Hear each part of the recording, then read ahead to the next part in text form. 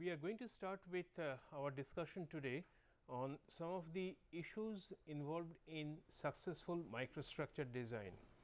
And to amplify our discussion or to bring more focus into our discussion, I am also going to discuss about heat pipes, or more specifically micro heat pipes, and the design, construction, modeling and possible use of micro heat pipes in different disciplines or in different for different applications.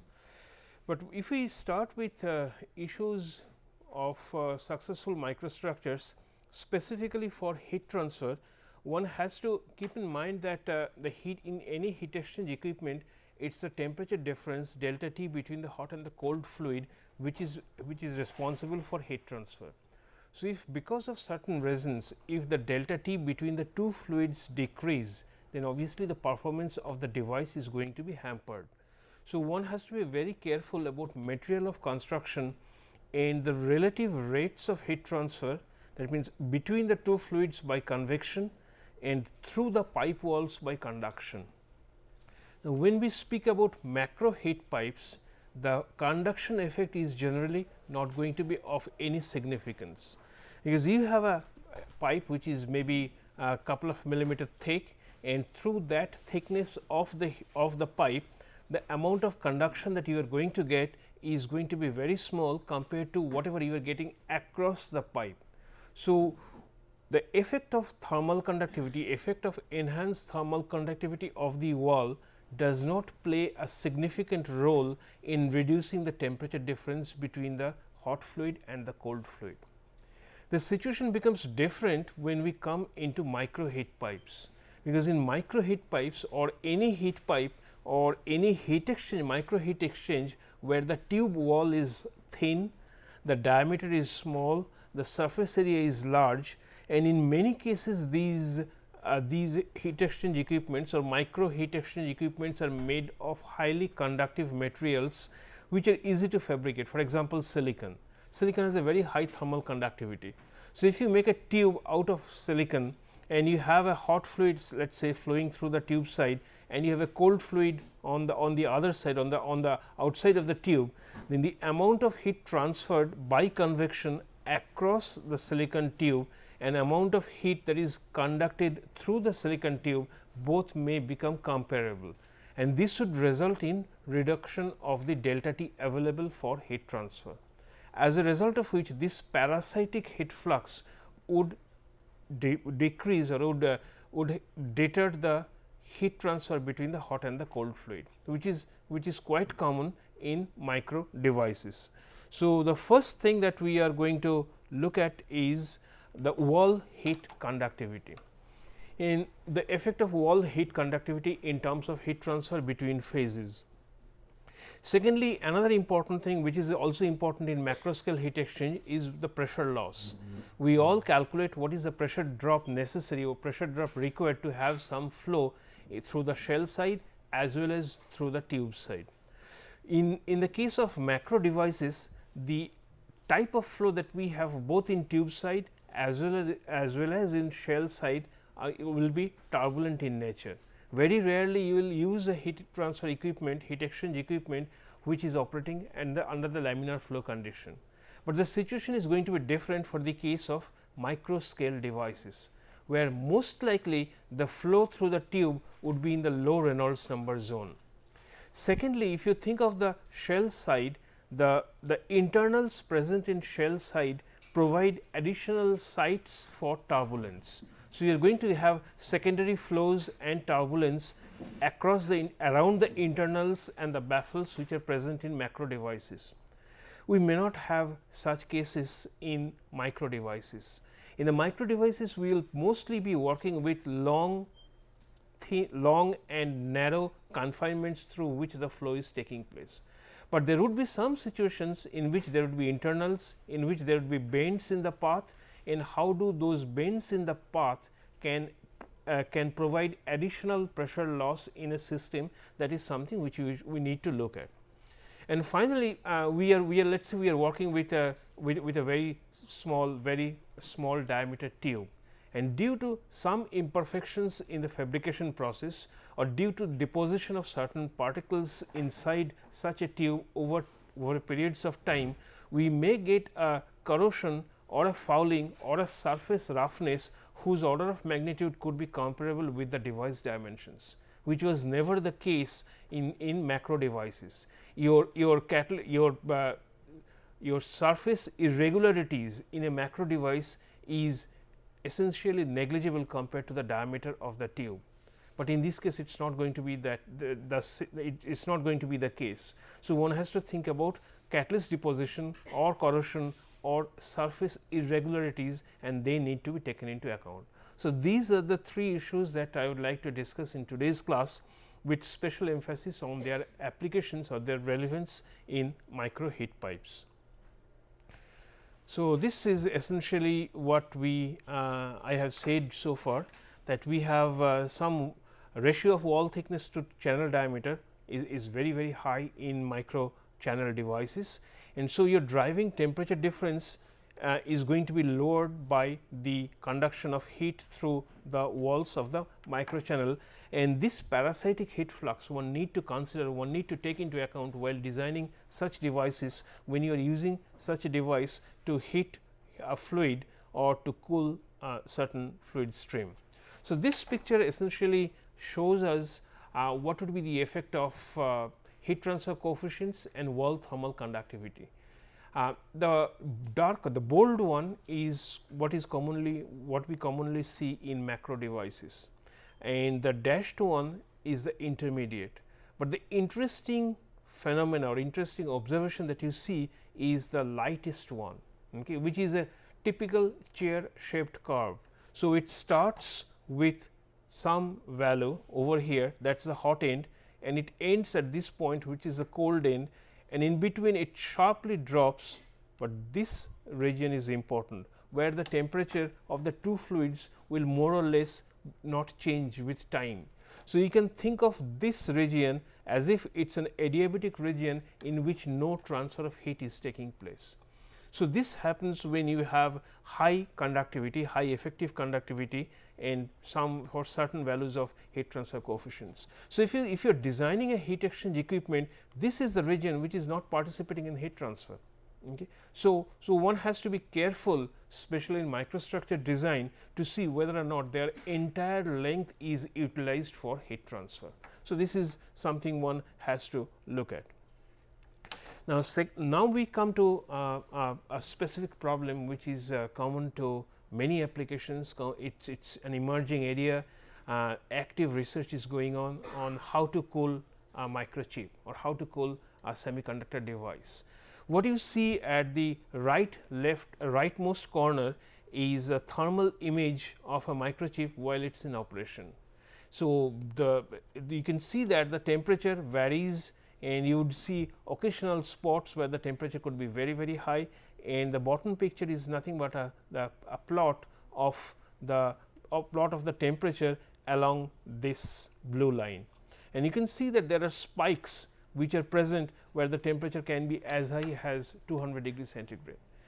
Most likely in all microchips you would like the operating temperature to be within about 85 to 90 degrees centigrade, because if it crosses that, then you are going to encounter thermal diffusion of the dopant material, dopant ions and so on, and the entire performance of the chip of the device will degrade very fast, and it is extremely important that the temperature of this is to be maintained within certain limits. And this specific problem is known as the thermal packaging of chips. And how do we package the chips so as to have the most efficient heat transfer possible is something that chip engineers are increasingly become aware of. Now, if you think of this as the chip, then while designing such a chip, you have to make sure where exactly you are going to put the heat generating components. Now, all the components are not going to generate heat all the time, there would be some time gap in between the two. So, when this one is in operation, the other one may be switched off and so on. So, it is a complex transient problem that one has to look at, Additionally, we are not going to have just one layer or one level of chips. There will be several circuits embedded one or sandwiched or put on top of each other. So, it is not just a two dimensional problem, it is a two dimensional problem plus there would be variation with time, and there could be transistors or chips at different levels, circuits at different levels which are producing heat at different rates. So, it is a complex three dimensional problem, and how you place them is a major concern of VLSI design. Now, we are presently working with some sort of a rule of thumb. Okay? It is more of an art than a science. We know that which is going to be the most heat generating component, and we would like to place it somewhat separated from the others. But you see that the drive now is towards more and more dense formation of chips. So, how do you place them? Okay? Would you place a heat generating component on top of another, and you also have to think that which one is to be connected electrically to the other, and the more the length of these connectors, then your chip is going to act slow. Okay? So, you do not have much choice in terms of putting those pieces together. Okay. So, how do we cool such a complex geometry which could be just few millimeters by few millimeters in size, and it is very difficult to reach because it is going to be embedded somewhere inside your computer. The problem is even more acute for the case of laptops. All of you who have used laptops, you would notice that the bottom or the base of the laptop becomes uncomfortably hot. Okay. It is difficult to place it on your lap and work like that. Okay. So, the trend is, in order to please the customers, the trend now is how do we keep the base of the laptop cool, not just the circuit cool, the base of the laptop has to be cool. And if you have seen inside the laptop, it is an extremely complex and dense object where just to reach the hot spot is a challenge. Okay. So, how do you reach the hot spot? So, in the three classes that we are going to deal in today's class, I am going to talk about a chip which is to be cooled, but where access is relatively easy, and in the next classes I am going to talk about chips which needs to be cooled, but where access is very difficult. So, entirely different physics, branch of physics has been evolved in order to make liquid move from one point to another. Okay, where conventional ways of moving fluid would not be possible. Additional body forces need to be added to the system in the form of, let us say, electrical forces. Okay. How do we use electric field in order to make a drop move from one point to another? That is what we are going to discuss in the subsequent two classes.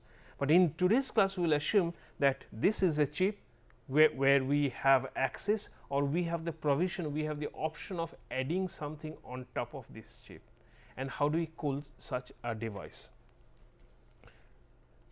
This is what a traditional heat pipe would look like. I am not sure how many of you know about a heat pipe, but it is a unique piece of equipment that has come up maybe 30-40 years back, where you have a hot side. Okay, you could see the hot side where heat is going to be added, and the heat would somehow travel through this, and it is going to be dissipated at the other end.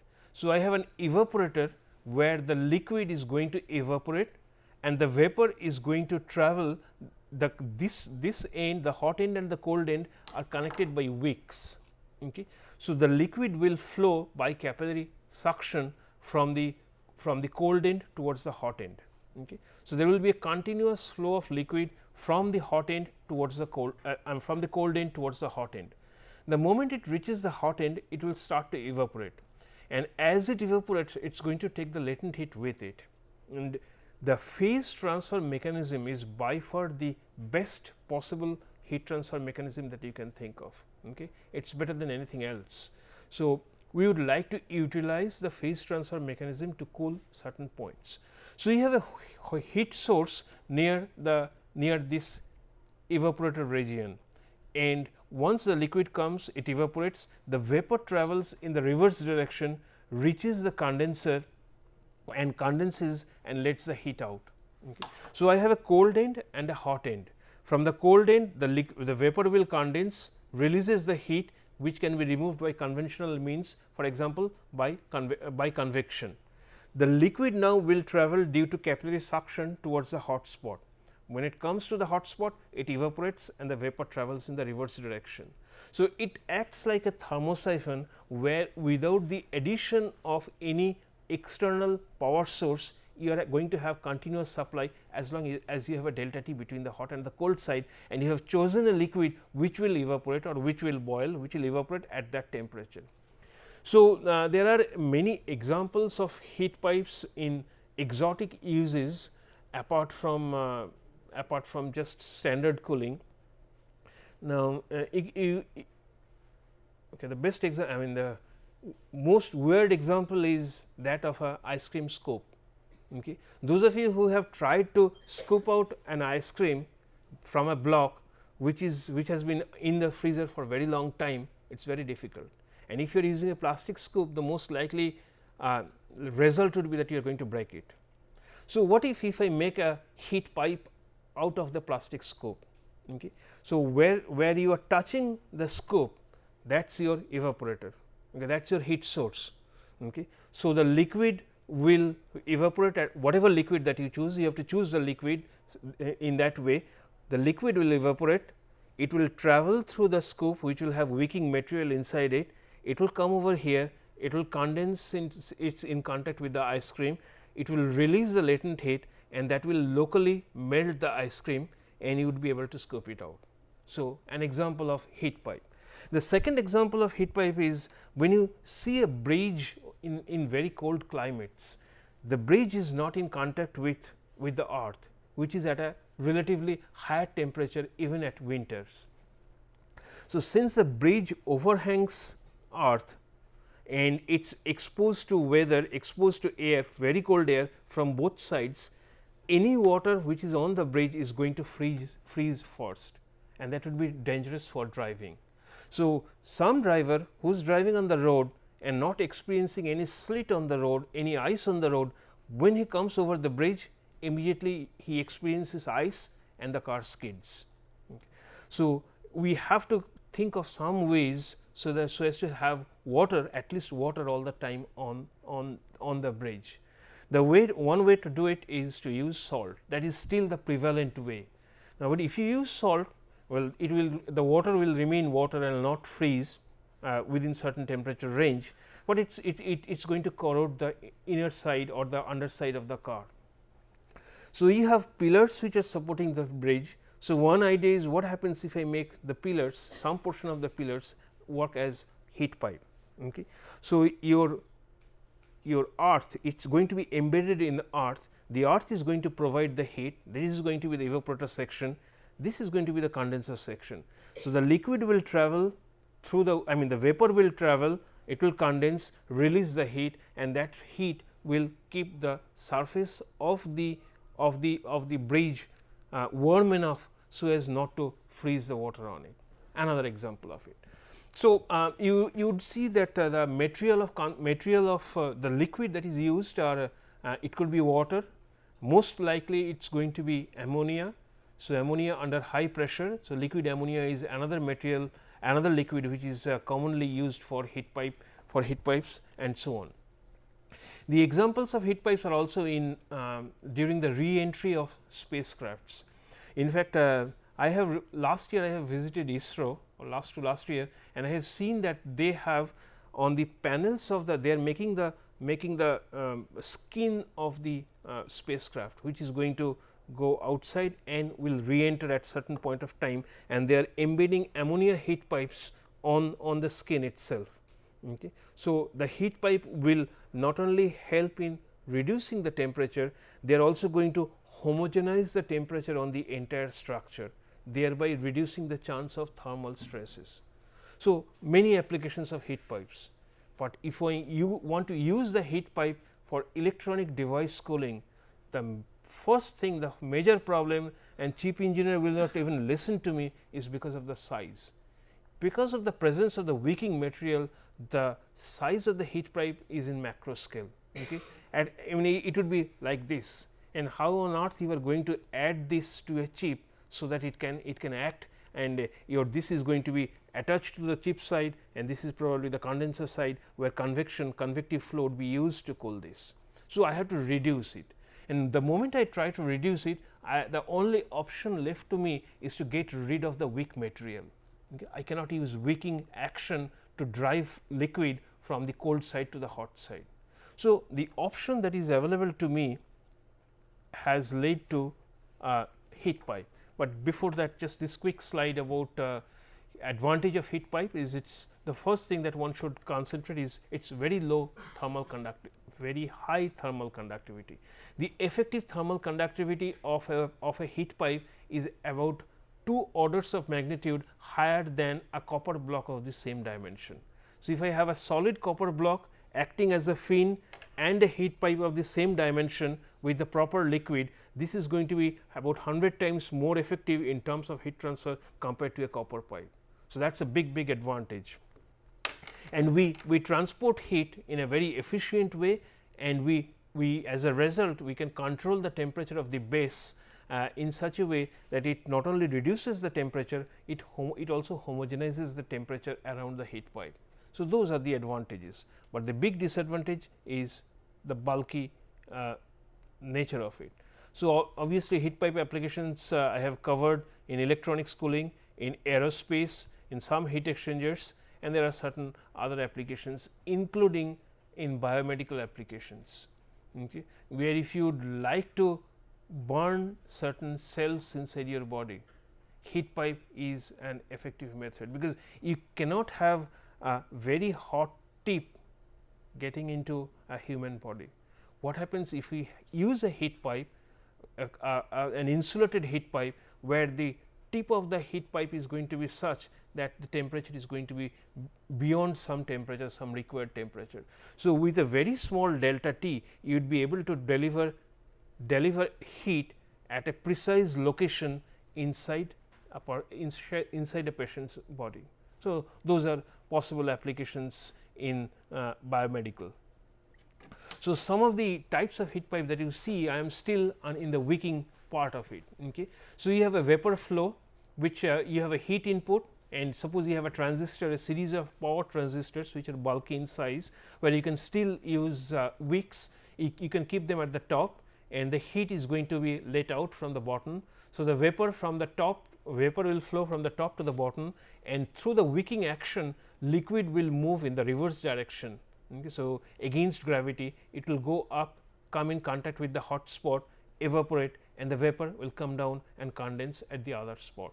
So, these would be possible for slightly larger applications, but the heat pipe that I am going to discuss, which is consistent with the objective of the present course, is micro heat pipe.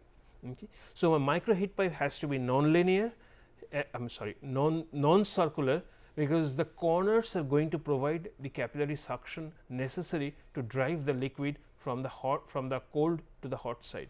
We will see how it looks later on, but let us say I am looking at a triangular heat pipe over here. Okay. This is the hot side and this is the cold side. So, at the cold side, what you would expect is that the liquid is going to fill almost all the corners of it. Okay. So, there will be liquid at the corners when we come towards the cold region, whereas if I come towards the hot region, it is going to be the liquid will be depressed far towards the apex of the corners. So, towards the cold side I have liquid everywhere, on the hot side I may have traces of liquid left only at the very deep recess of the apex. This is going to result in a difference in curvature. As you can see in the cold side, the radius of curvature is relatively large, and since the radius of curvature is large, your curvature is going to be small. So, I have a small curvature towards the colder end and a very small radius of curvature, and therefore, a very high curvature at the hot end. So, this difference in curvature is going to drive fluid from the cold side towards the hot side. We will see how that happens. Okay. If we have very high heat requirement, that removal rate is very high, then there would be a capillary pumped heat pipe, and these applications you can read in any book on heat pipes, and you would see that these type of capillary heat pumps are also in use. So, these are the 4 types of heat pipes which are in use for electronics cooling, but in this course I am going to concentrate on the micro heat pipe only. Okay. So, this is another example of a heat pipe where this is going to be the hot side, and the heat pipe is embedded deep into it, and there are fins attached to the cold side, and through convective cooling the temperature or the heat temperature can be controlled. This is an array of heat pipe which has been made for electronics applications, and these are arrays of heat pipe where one side is going to be cold, the other side is going to be hot. Okay. So, if I would like to summarize this section before going into the modeling part of it, is that we have heat pipes which are going to which will probably meet the higher energy removal density necessary for keeping the substrate cool. And secondly, it's definitely a proven alternative to the conventional methods that are in use and which are slowly coming towards its end. I mean, you cannot remove heat anymore, and we would, with the increasing circuit density, the requirement for heat removal keeps on increasing every day. So, now let us see what is a micro heat pipe. So, it does not have a wick, it is a non-circular channel. In fact, you have to provide corners where you would let the liquid undergo a change in the radius of curvature. The diameters are between 10 to 500 micron, and the length could be a few centimeters. Okay. And the flow inside the heat pipe is caused by a change in the radius of curvature. In fact, a change in pressure caused either by a change in curvature or by an intermolecular force gradients. If the size of the device is very small, then you would probably be able to use intermolecular force gradients to drive fluid from one side, from one point to another point. And all of you are probably aware of Laplace equation, Young Laplace equation, right? It is simply P L minus P V, pressure on the liquid side of a curved interface, minus P V, pressure on the vapor side, is equal to minus sigma k, where sigma is the surface tension and k is the curvature. So, I can simply write Young equation P L is equal to P V minus sigma k. Now, if this is the view of one of the apex of the groove, and let us say this is the cold side. So, this is the cold side, and I have this is the as the hot side. This is the liquid, this is the vapor, and this is a solid wall, and at the hot end this liquid meniscus is going to be depressed more towards the apex of the groove.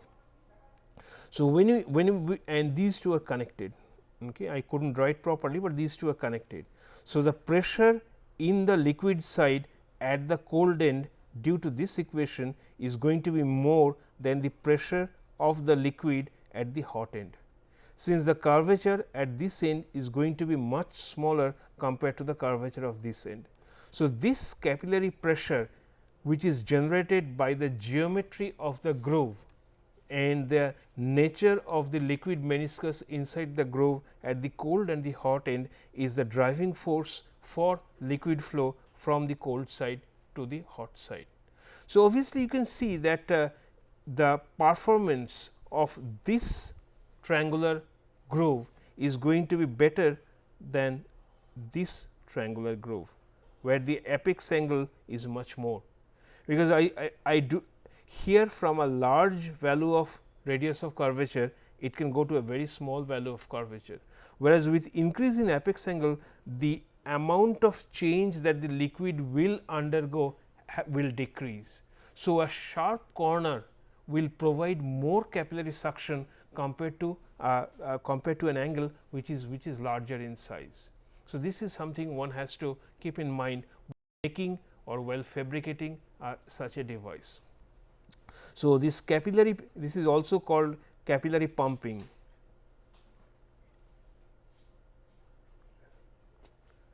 I am not sure if this.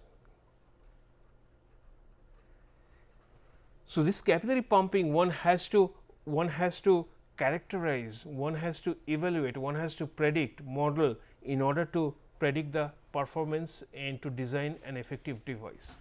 Now, what happens, suppose this temperature is at 100 degree centigrade, at this temperature is at 50 degree centigrade, or you are adding some amount of heat, so that the temperature is 100 and this is the shape of the meniscus. If you increase the heat input at this end, there would come a point where there will not be any liquid left.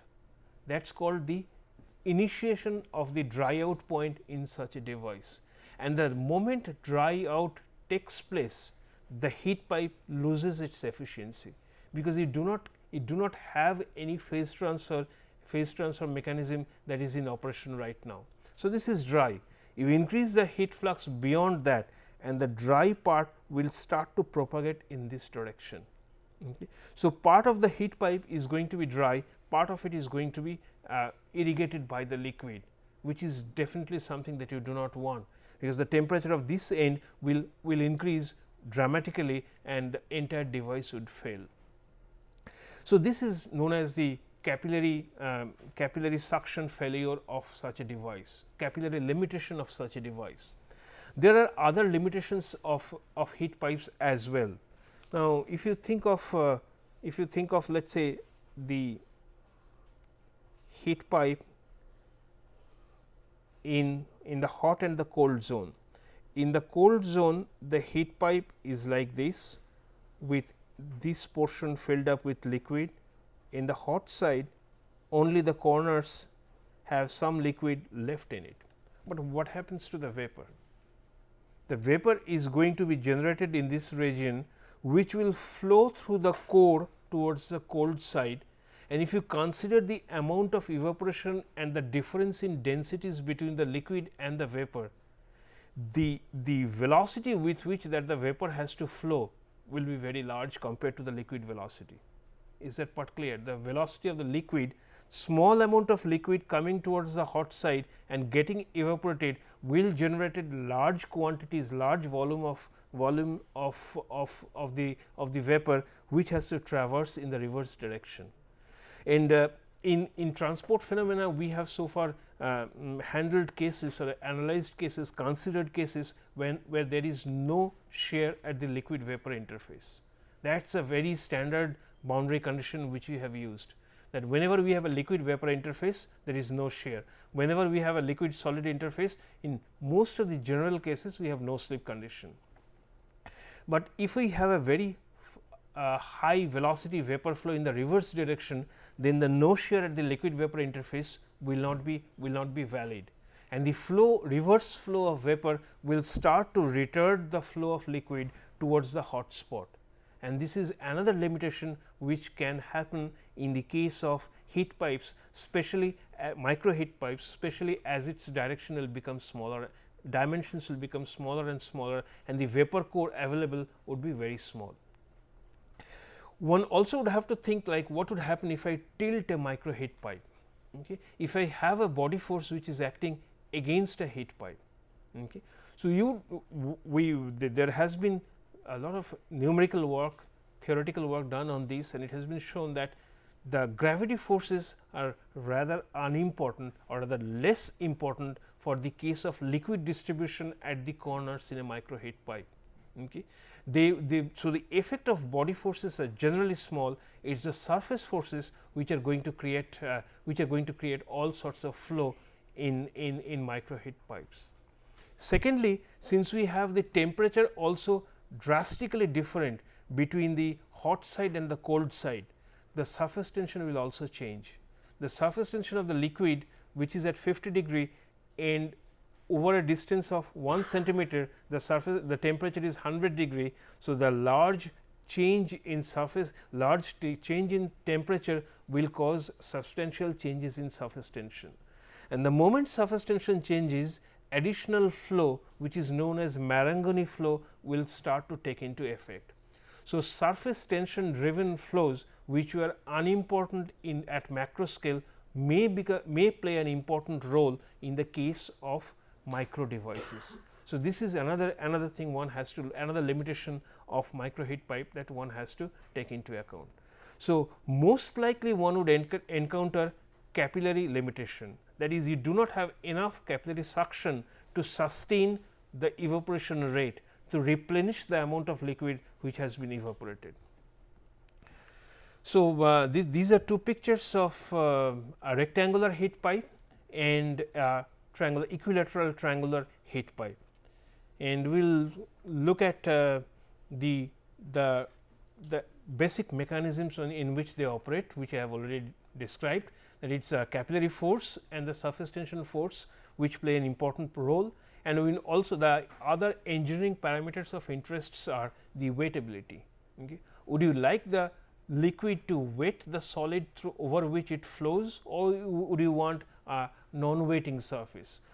How do you model the liquid solid interactions? And when we talk about liquid film which is becoming thinner and thinner as we progress towards the hot spot, then additional forces will come into play. For example, when we think about a meniscus, at the macro meniscus where it is thick, the effect of intermolecular forces will never come into play, but the moment the meniscus starts to become thin, additional forces such as long range van der Waals forces will become increasingly important. Let us think of a liquid film which behaves in this fashion. So, I have a liquid, it is vapor, and I have a solid. So, over this region the liquid molecules are far from the solid. So, the liquid molecules here do not face any attractive force, attractive van der Waals force provided by the solid to the liquid, but the moment it becomes very thin, the liquid molecules are going to be strongly bound by van der Waals forces to the solid object. So, therefore, if I hit this solid, there is definitely evaporation possible from here, but over here the molecules are so strongly bound that I will not have any evaporation from this region. So, this is called the adsorbed thin film region, which could be about hundreds of angstroms thick, but it is going to play an extremely important role to define or to govern whether or not you have a wetting system or a non-wetting system. As I move towards this direction, the thickness of the film starts to increase and the conductive resistance provided by the increasing thickness of the film will reduce the amount of evaporation from this zone. So, there exists something in between this zone where capillary forces predominate and this zone where intermolecular forces predominate. This is known as the transition region, and this transition region where both capillary denoted by sigma k and intermolecular van der Waals attractive forces which are proportional to 1 by delta to the power 3, delta being the film thickness. In this transition region both are important, and you would expect the maximum evaporation which is possible. So, if I draw an evaporation profile, it would, if this, let us say this is the amount of mass of liquid which is evaporated as a function of x, where x is from this point, then it is going to be 0 in the very thin part, ultra thin part, adsorbed part of the film, increase drastically, reach a maximum somewhere near the transition region, and then slowly start to fall as we enter into the capillary region. So, this is the so called the macro part of the meniscus. This is the ultra thin part of the meniscus, and this is the transition region. The reason I am introducing this to you is that to show that there exists a maximum which is orders of magnitude higher than the evaporation which is possible from the macro part of the meniscus.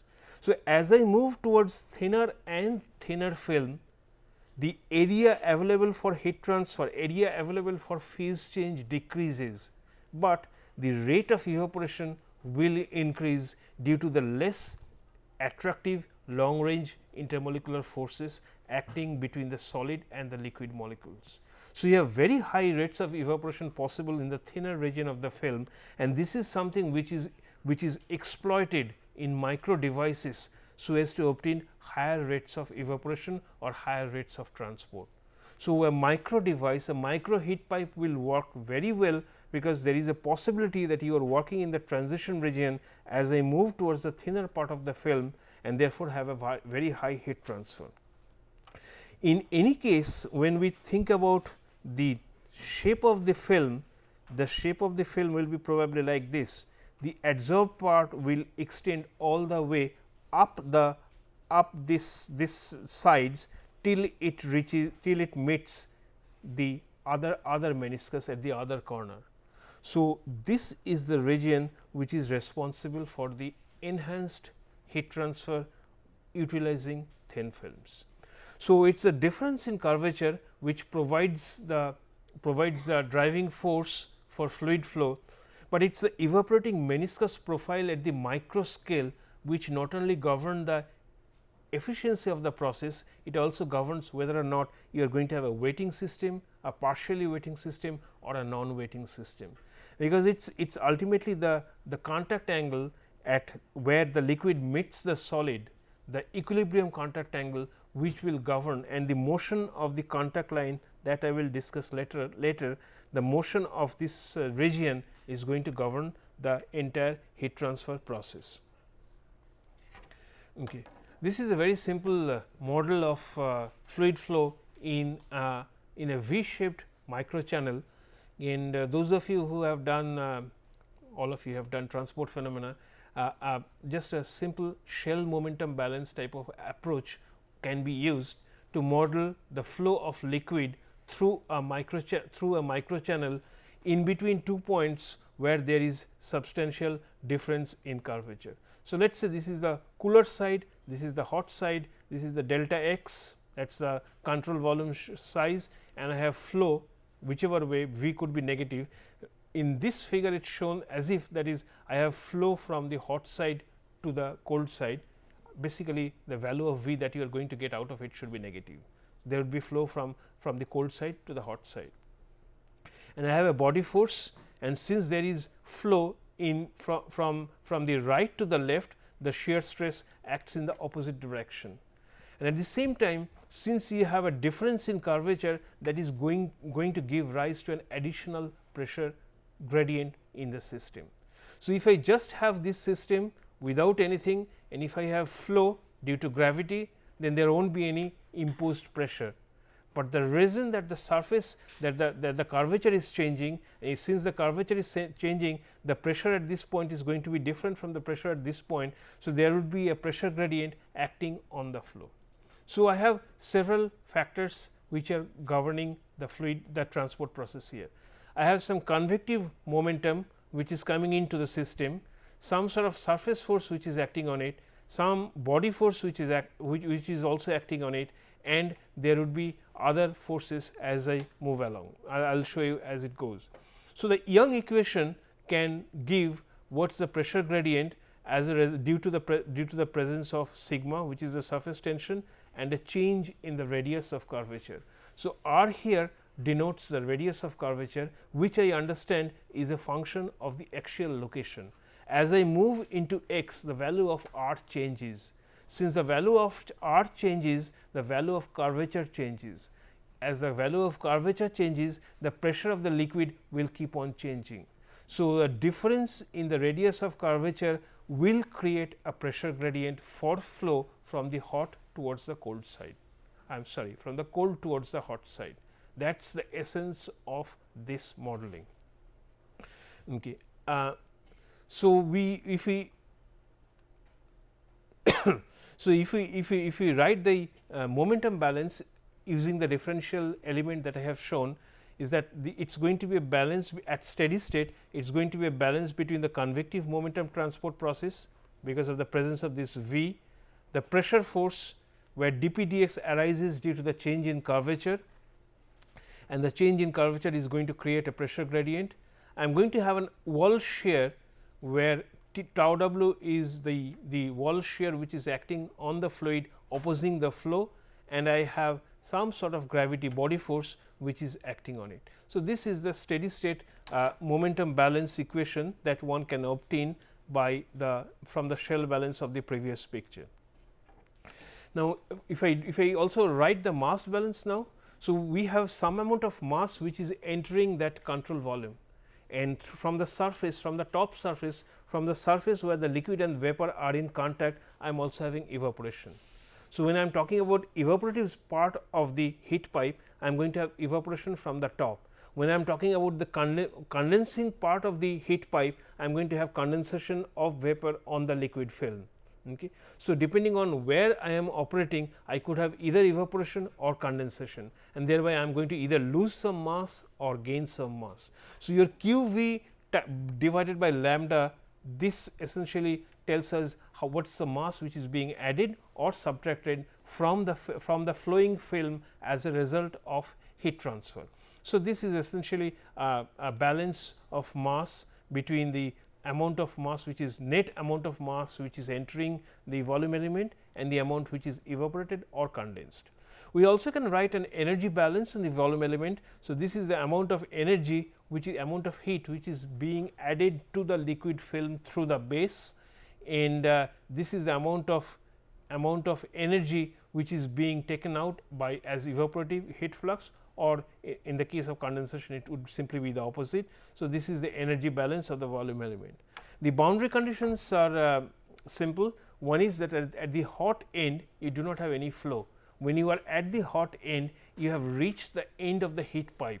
So, at x, if I call that as x equal to 0, at x equal to 0 I do not have any velocity of the liquid, and at the other end at x equal to L, that is at the cold end, I will assume that the liquid has filled the groove in such a way that through geometry, by geometry I would be able to know what is the value of the radius of curvature at that point. So, essentially what I am saying is that if this is the V groove, then at the filled state this is basically tangent, whatever circle that I have is tangent to the surface. So, if it is tangent to the surface, if it is like this. So, at the filled up stage, the liquid, this is going to be whatever be the circle, this is going to be tangent to that, and the value of this r can be obtained by the apex angle and the length. So, this is by simple geometry you would be able to obtain what is the value of this r naught at the other end. And if I know the value of the r naught at the other end, I would know what is the pressure of the liquid at the other end using simple Young's equation.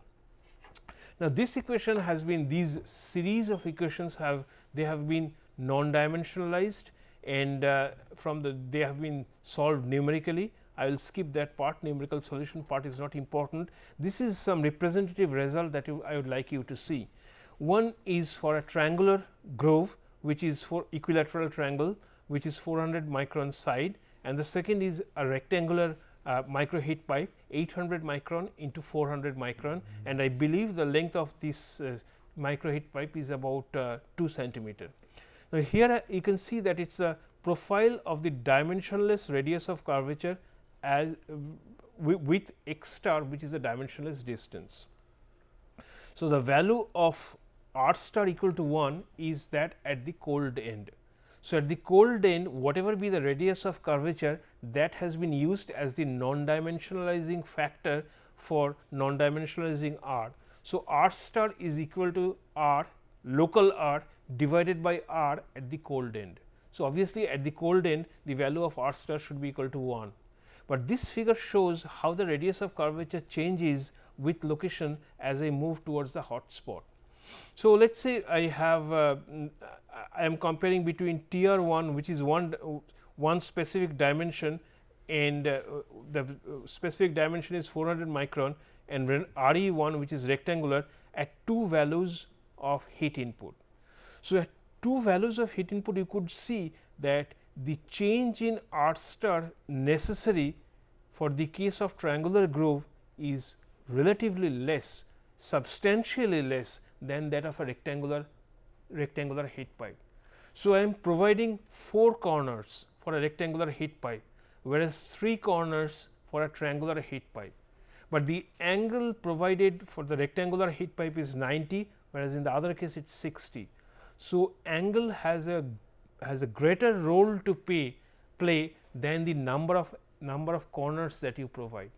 So, obviously, you can think of some sort of optimization between the number of corners that you can provide for a specific application and what is the effect of the angle. So, I can see that the effect of the angle is much more pronounced than the number of the angles, at least between 3 and 4. I do not know what would happen between 4 and 6, let us say, but in between these two, that is the observation one can see. And the more important point is the change in R star is essentially causing the fluid to flow from the hot side to the cold side. So, the moment you see that R star has come close to 0, you understand that you are operating very close to the limit of your device, because the moment R star becomes 0, that physically means you do not have any liquid left at that point. Okay. So, you can run a device, you can keep on increasing the value of Q star to see when and where you are going to hit the value of R star equal to 0. So, that means the a dry spot has generated. You can go beyond, you can increase beyond that value, and you would see that it is going to be like this. So, this is the region which is a dry region. So, using the models, relatively simple modeling approach, you could see the propagation of the dry region with increase in heat flux, or keeping the heat flux at certain value, you can tilt the grooves, you can tilt the heat pipe and add additional opposing body force and see the effect of body force on the propagation of the dry region. So, theoretical prediction of dry out region or dry spot is extremely important for the design and performance of a micro heat pipe, and this model, since it is very simple, I thought that you would be able to appreciate the rather simple application of transport phenomena fundamentals into this. This is what I have described just now, is that with increase in variation of the dimensionless dry out length with heat. So, this is the dimensionless dry out length. So, you see that this is the point, okay, where for this value of Q's the dry spots first appear into the micro heat pipe. And you can see that for the case of rectangular heat pipes, the formation of dry spot is at a lower value of Q. So, if you are using the same Q for similar dimensions of micro heat pipes, one is rectangular, one is triangular, the rectangular is the one which is going to fail first. And this numerical results simply show how the dry region, the dry length is increasing or changing with applied heat, that is the heat duty of the system for different geometries. And these are the right hand figure shows the experimental data between for an actual micro heat pipe. It is not, I would not say it is a micro heat pipe, it is a grooved surface. It is a micro grooved surface on silicon wafer made on micro grooves made on silicon, and you can see that the top one represents the temperature profile for the case of dry run when there is no liquid, the bottom one when there is liquid. So, because of the presence of the liquid, the temperature is slightly below than that of the dry. But if you keep on increasing the value of heat flux or keep on increasing the value of inclination, which provides an opposing force, there will be some region where these two will overlap. The reason or the conclusion one can draw from this part of the figure is that this must be the dry region, otherwise why would these two coincide with each other? And I can see that there is still some gap between the two, and what I would do now is, keeping let us say the heat flux constant, I will increase the inclination angle even more, and I see that this line will slowly propagate in towards this side. And now I have a model equation to predict, and I have experimental data to compare with. Okay. So, a simple model would, so this experimental result can be used to validate the model, to see whether the model is predicting correctly or not. But more importantly, the model equation can be used as if it is a design equation, a parametric equation by which you can vary several things, including the number, the length, the liquid, that is the physical properties of the liquid, the heat duty, and you would see how much heat you can actually extract till you reach the capillary limit. And these are again, as I said, that the critical heat input, you could see that the critical heat input is large before dry out occurs for triangular compared to that of a rectangular, and the effect of inclination, obviously as the opposing inclination increases, the triangular, I mean the dry out length, the critical heat input decreases. That means the dry out occurs faster. This is probably the last slide, or the last but one slide. We could also calculate using the same model equations, is what is the body force perpendicular to the flow, what is the body force, and what is the surface force due to the pressure jump at the interface. You can see there is 3 orders of magnitude difference, that is the surface force is 1000 times more important than the body force. So, this is another proof that the gravity force is rather unimportant as you reduce the dimension of the system. Is the surface forces due to pressure jump at the interface, which is due to the curvature and due to the surface tension, which will govern the flow and associated heat and mass transfer for micro grooved heat pipes or flow through micro grooves. And finally, before I end, this is the summary of what we have studied so far, is that we obviously the body force is rather unimportant compared to surface forces, and since the body force is unimportant, the liquid is going to be equally distributed, almost equally distributed at all corners, which is something you definitely want. Okay, you do not want only part of your heat pipe to be operational, while the top half is not going to take part into the heat transfer process. And if you increase the apex angle, you reduce the performance of such a device, and you have to think about whether you would like to provide more corners or sharp corners. That is the bottom line, whether you provide more corners to the heat pipe or very sharp corners to the heat pipe. And the profile of the radius of curvature is used to predict the onset of the dry out point and the propagation of the dry out point. And obviously, dry out length increases as you increase the heat, as you increase the inclination, and as you increase the number of corners. So, that is all I wanted to discuss today about micro heat pipes, and in the next class I will talk about the associated but more important problem, which is how to calculate the pressure drop in such situations. Thank you.